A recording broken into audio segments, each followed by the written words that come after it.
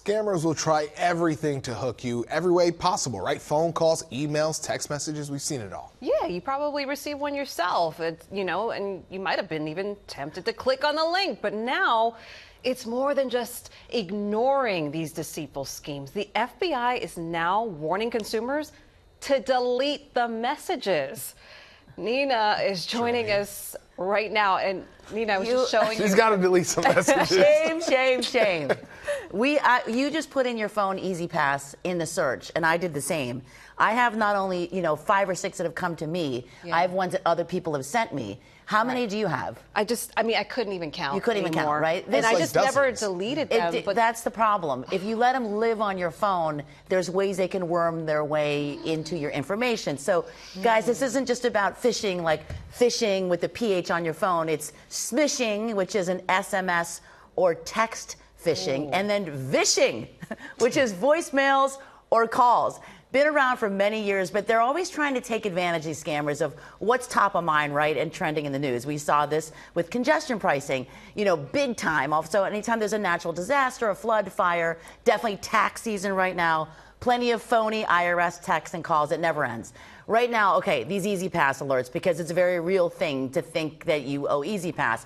You get a message, we didn't read your license, your transponder's not working, your credit card. The texts always claim the recipient owes like a small amount of money for unpaid tolls, contains almost identical language, according to the FBI. The link provided within the text is created to, impersonate the state's toll or service name, and then the phone number appears to change. Here's what the FBI warns you shouldn't do.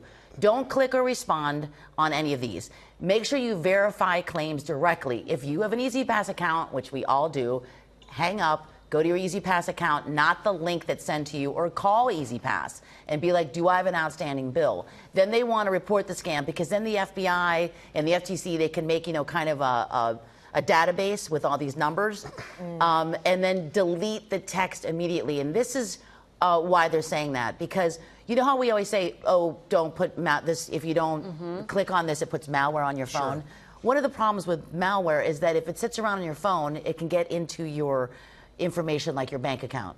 And they can convince you in these ways, click on your account. So you definitely want to stay away from that and delete.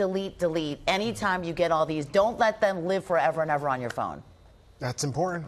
Very good advice. Yeah, and on top of deleting the text messages, what else should people do to protect themselves? Well, you shouldn't, fall for any of these. And I want to show you what the difference looks like. I hope we can show you some of the examples of these various links. They always kind of look a little bit like New York toll services. Yeah. But the FBI wants you to know nobody from a legit, collection agency is texting you and saying that you owe these. So some of these, come from your bank. Did you make a transaction? Or, we're trying to deliver a package. Look very carefully at the return address or phone number. Okay. Because it may have, for example, Easy Pass in the name title, or your bank in the name title, but there's always some extraneous characters on there. And then if you're getting something like I got, just look at my phone right now, like Dana, 1276 Easy Pass at albania.com. Okay, that's just a fraud. Yeah. Looking through my phone, that USPS one? Yeah. Oh, man. They had a field day with me. Right, because I didn't delete any of this. Yes, because we're always going through Outlook.com, gmail.com. Yes, good point. We're always ordering stuff, and we're always going through Easy Pass. So these are really ways that make us very vulnerable. But the FBI just wants you now to delete it and report. All right.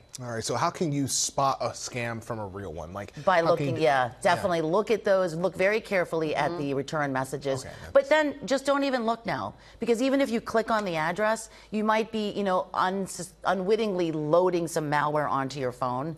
So if you just get anything, just delete it and then just call your source directly. Call your bank, call Easy Pass, call USPS or Amazon, check, because you just want to make sure that you also could use some of these new apps for this. Sure. I have RoboKiller, and it says on my phone, this may be a scam. There's a bunch of them, Nomo Robo, Haya. These are very, very cheap. They're a few dollars every month, and they could really help you protect yourself. There's an app for that. Okay. There's an app for that. There's an app for everything.